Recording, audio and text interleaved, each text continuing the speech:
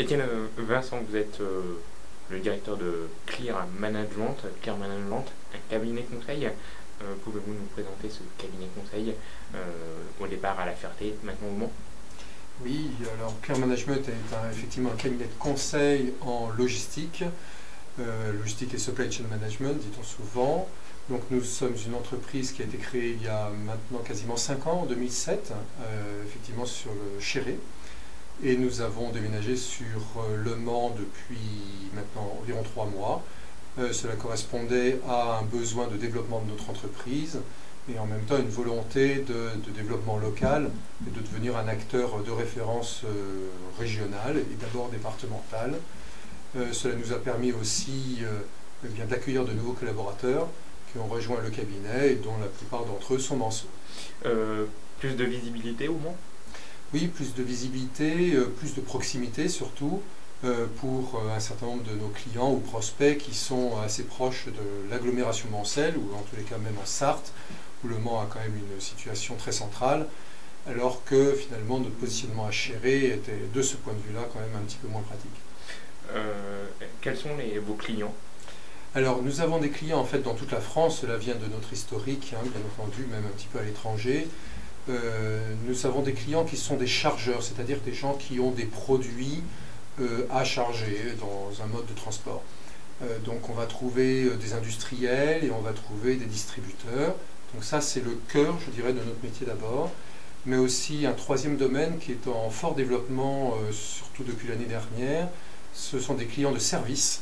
On va trouver des chauffagistes, des installateurs de différents produits pour la maison, qui ont des personnels mobiles, que ce soit des commerciaux, des techniciens, voilà, des visiteurs médicaux notamment, et qui veulent optimiser leur tournée. Donc nous les aidons à faire que des techniciens vont visiter plus de clients qu'auparavant, vont réduire les délais d'attente pour un client, et donc améliorer leurs opérations, réduire leurs coûts également. Les cabinets ministériels nous demandent ou pas? Alors aujourd'hui, nous ne sommes pas en contact avec les cabinets ministériels, c'est vrai que ça ne fait pas partie de notre cible très historique, si j'ose parler ainsi, mais il est vrai que nous avons mis les deux pieds, je dirais, dans un domaine public, en ayant depuis à peu près 4 mois lancé un gros projet avec un conseil général dans l'Est de la France, pour lequel nous optimisons les tournées de transport scolaire. Donc là, c'est vraiment un beau projet pour nous. Nous sommes très fiers d'avoir été retenus sur cet appel d'offres, car ça nous permet de trouver des synergies entre les lignes de transport scolaire, les lignes de transport réguliers, la SNCF également. Et donc c'est à la fois un projet qui va permettre de réduire les coûts, et donc de réduire la pression pour les contribuables du département, mais en même temps améliorer le service aux différents usagers. Donc c'est vraiment une bonne façon de servir le bien commun. Comment se portent les métiers du conseil pendant la crise? Alors, déjà, préciser que les métiers du conseil, en ce qui nous concerne, on devrait les appeler finalement les métiers de l'accompagnement, même si le terme conseil est le terme obligé. Dans notre domaine, ces métiers se portent bien, on doit le dire.